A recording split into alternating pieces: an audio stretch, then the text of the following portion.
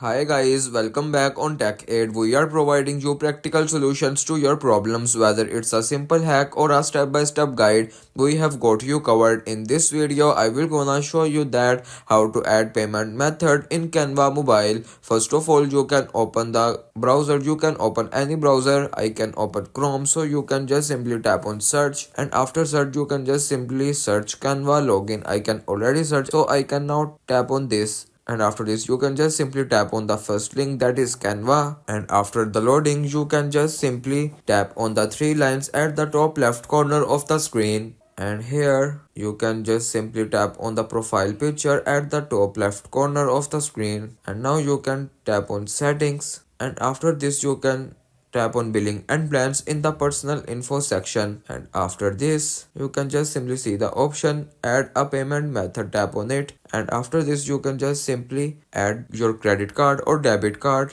to your payment method or PayPal.